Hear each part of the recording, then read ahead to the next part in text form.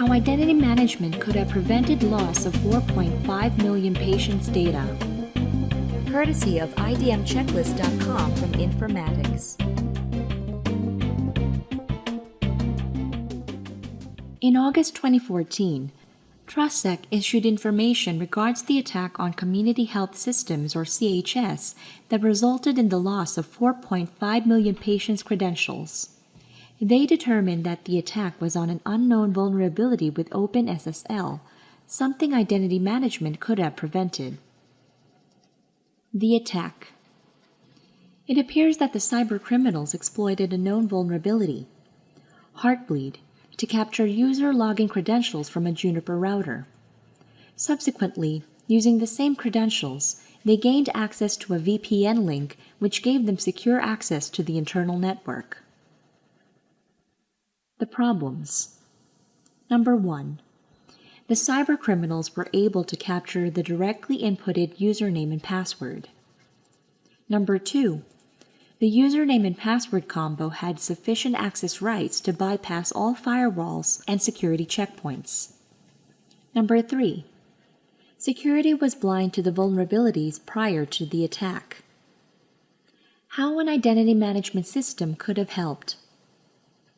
If we look at Oracle's Identity Management Suite, we can see how it integrates all the necessary technologies that could have contained this attack.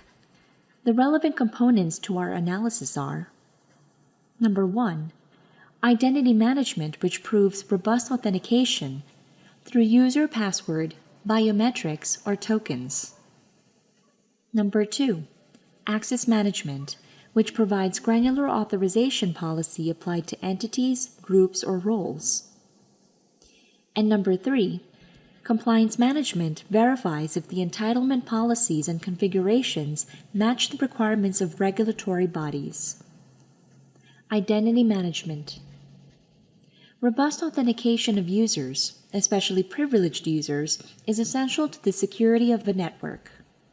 Strong passwords, biometrics, and other two-factor authentication are necessary to protect privileged accounts. Access management.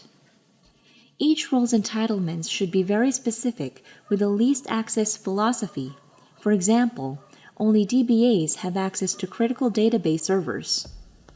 Access management also includes single sign-on, or SSO, password technology, which would have prevented the theft of the user's identity. If CHS had SSO deployed, then there would have been no password or combo to capture. Compliance management. One of the great tools with IDM is that it will police the decisions that the administrator makes and highlight ambiguities and regulatory non-compliance issues. If CHS had an identity management system deployed, they would not have been so vulnerable to attack. Are there other features of IDM that could have helped CHS and others? Let us know your thoughts in the comments box below. And to follow through on the tips introduced in this short article, be sure to download your free copy of the 8-point Identity Management Checklist. You can download a copy of this checklist while it's still available at idmchecklist.com. Thanks so much for stopping by and tuning in today to learn all about how identity management could have prevented loss of 4.5 million patients' data.